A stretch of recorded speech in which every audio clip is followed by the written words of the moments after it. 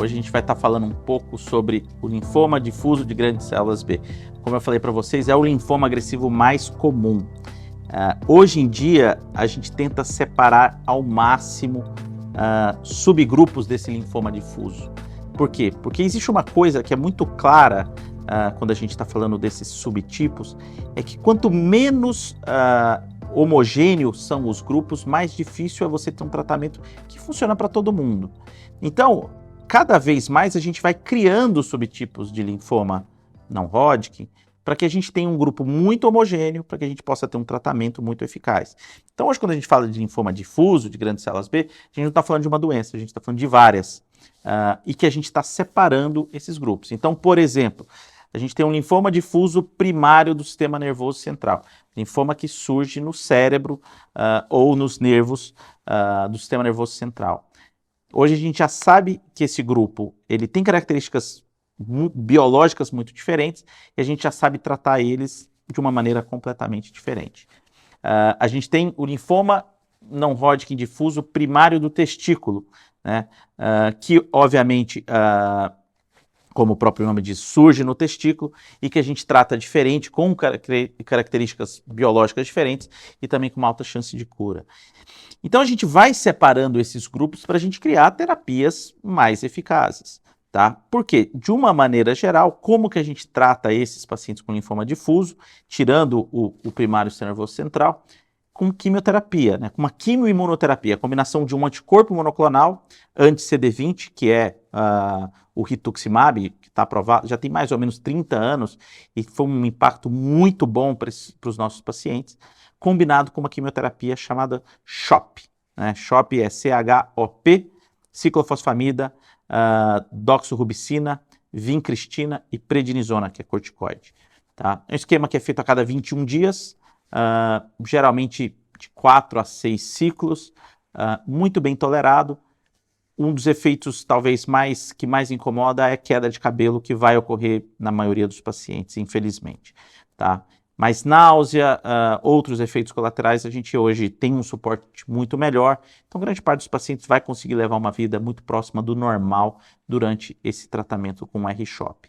Mas é importante vocês saberem que existem subtipos de linfoma difuso que a gente acaba fazendo outras terapias, né? Então, hoje, por exemplo, a gente já sabe que os linfomas difusos que têm uma alteração em um gene chamado MYC, e geralmente acompanhado de alteração de outro gene chamado BCL2 ou de outro gene chamado BCL6, ele precisa de uma terapia um pouco mais intensificada que o R-CHOP.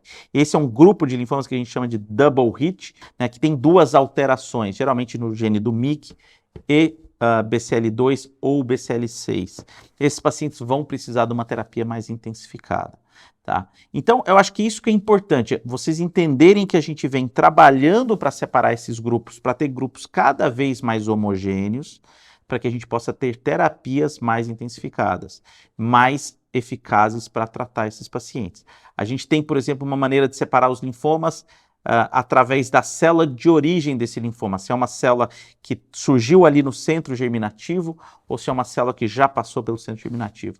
E aí tem uma série de terapias que foram testadas nesse cenário. A gente ainda não tem uma mudança de terapia baseada na célula de origem, mas é uma coisa que o futuro pode trazer. Então, de novo, linfoma difuso de grandes células B, sem essas particularidades, ou seja, sem nenhuma outra especificação, geralmente a gente trata com esse R-CHOP, que eu falei para vocês. Doença localizada, a gente pode fazer 4 ciclos, considerar radioterapia ou até mesmo parar sem fazer mais nenhuma terapia se o paciente tiver um PET negativo. Doença avançada, geralmente 6 ciclos de R-CHOP. Doença localizada, mais ou menos em torno de 85% a 90% de cura. Doença avançada, em torno de 70% a 75% de chance de cura, já na primeira linha de terapia.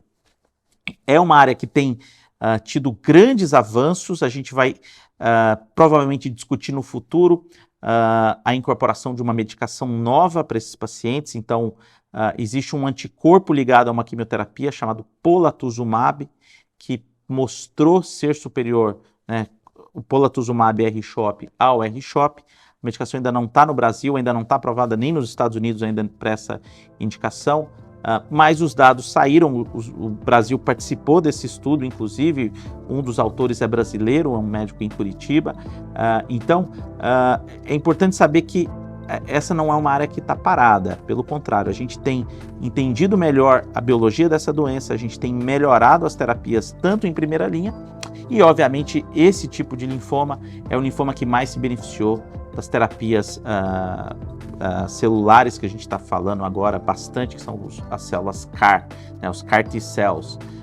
Então, continuamos melhorando o resultado dos pacientes com linfoma difuso, a despeito da gente hoje já curar a grande maioria desses pacientes com quimioimunoterapia.